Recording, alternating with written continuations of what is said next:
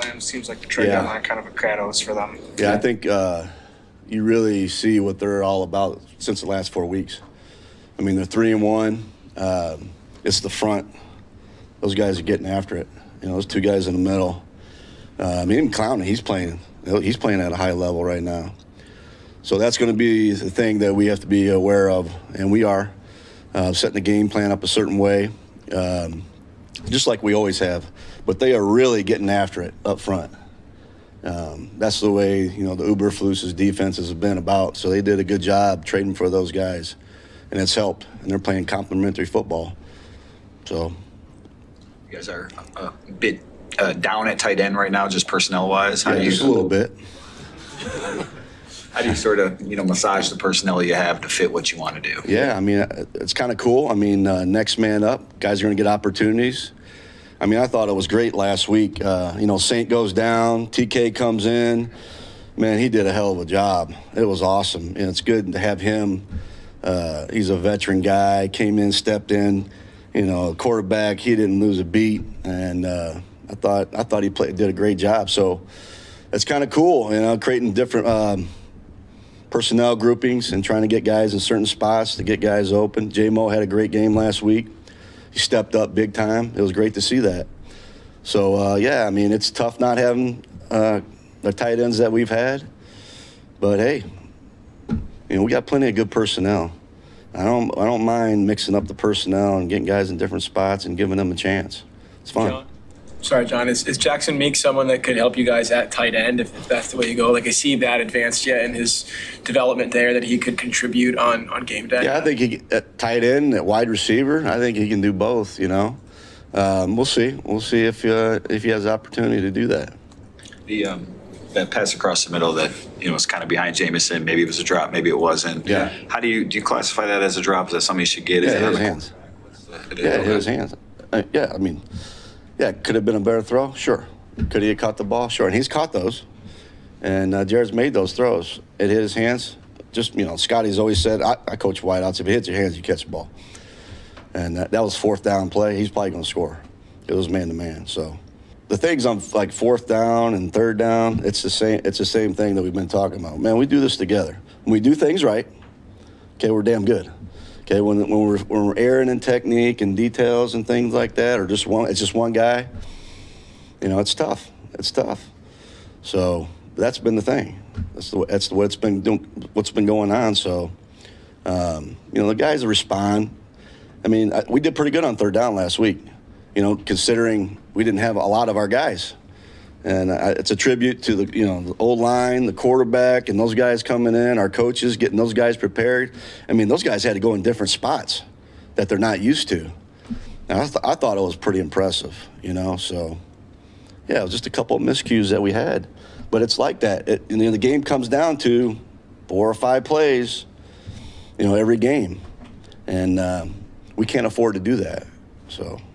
You mentioned the revolving door of issues on fourth down. You guys were toward the top of the league before that Philadelphia game. Then 0-7 will quickly change the stat on you. Yeah. Is there anything you can do as a coaching staff to simplify, to calm the guys down in those critical situations? No. I mean, we had the right plays called, and I just told you, we erred someplace, whether it was a drop, whether it was a throw, whether we didn't do the right technique. It's those things, you know what I'm saying? So we all have our hand in this. And I'm not concerned. I'm not concerned because we got the guys. We got the guys to get it done. So I'm not concerned with that. Now, if it's a scheme issue and stuff like that, I am concerned because that's on us. That's on us. And it's all on us. The whole thing is. And we do this thing together. And I'm not concerned with that. It'll happen. It's going to happen. So, I mean, it's the simplest thing, catching a ball or making the throw or running the right route the right way. It's all those things. It's all the little things, You're playing guys in different spots, and you got some young guys. And there's some things that they haven't, it's a certain technique. They haven't seen it, or a certain coverage that they haven't seen it. That's tough on rookies. It's tough. It's tough to come into this league because you're going to see a lot of different things. So we're always on pinpoint on everything, man. The way we install, when we show the looks, we got to go out and do it. it's tough. Like last week, you have a chance to go practice. You know what I mean? So you don't get it full speed. But that's not an excuse. It's not an excuse. So it's like I said before. These guys are not rookies anymore. We're trying to put them in the right position to have success, which we are. We just got to get it done. We got to execute. That's the bottom line, man. You got to execute. You got to execute every play, every single play, every down. Okay, that's what you do. John, you look at anything to get off to faster starts? Last 3 games, Yeah. you haven't scored in the first quarter, been behind at halftime. Yeah. Is there anything you can do to get that thing moving quicker? There's things you can do. I mean, you can, based on, when you put up first plays of the game, right? You look at kind of what they do in the beginning of a game, all right? And then you go off what you did in practice. Okay, what's good? All right, Hank, this is good. Okay, the passing game, okay, we like this. What's the quarterback like? What is certain running backs like in the beginning of a game? And usually you want to try to do things that they're not thinking a lot. That's usually what you want to try to do, and that's what we've done. Again, we just erred in execution all around. So I think that's the biggest thing. We talk about things, changing things at halftime, stuff like that. It's the same type of deal. Okay, what are they doing? They doing anything different? No. What do you guys like? When we get together at halftime, it's what do you guys like? What are you guys seeing? We all do it together, put it together. All right, let's go. Let's do this. That's the biggest thing. I think if you can do things in the beginning based on kind of what they do in the beginning of a game, that's the way I've been taught. That's the way I approach it with Dan. I give him all the tendencies and things like that, how they're doing things. And then you go from there. And it might be, hey, quarterback likes this, the running back likes that, the old line likes this play. So you put that in because they like it, so let's go do it. So I know you don't want to lose any kind of player of Amon-Ra's caliber to potential injury, but how much can it boost Jameson's development getting a handful more of first team or first looks? Yeah, I think it's great. I think he stepped up last week. The quarterback made some great throws. I think he had 15 completions in a row at one time. And he did a great job. That's what he's supposed to do. We put him in the right spot. The quarterback made the throw. He's a weapon, just like Gibbs is. We've got some guys that are weapons. It's kind of cool. But it was great to see that he did that. He's had a few games now that he stepped up. So I love it. As a receiver, as any player, you build confidence like that. Let's go. It's kind of cool. But some other guys are going to have to step up. You know what I'm saying? So because we're limited in a way. John, with the ground game, seemed like a lot of the fits were pretty good up front, and it was the second level stuff, not getting a body on the linebacker, maybe the running back, the wide receiver not digging out the safety. Was that execution, timing? Were they doing something defensively that was tough to adapt to? No, they didn't do anything that we didn't practice. It was execution, bottom line. I'll say it again, execution. That's what it was.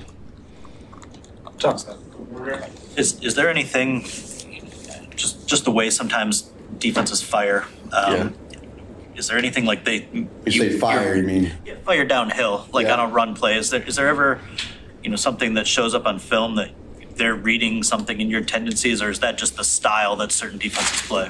No, it's just a style. It's depending on the situation, too. You know what I mean? If it's second and short, third and short, they're going to be coming downhill. And we do a really good job with our self-scout. But the bottom line is just the execution. Yeah, they can fire all they want, and we have other plays that we're watching the game, and we're looking at what they're doing. But if we don't do the proper technique, the proper block, that ain't going to work. That's what it boils down to. You're watching tape, huh? Try. Okay, that's good.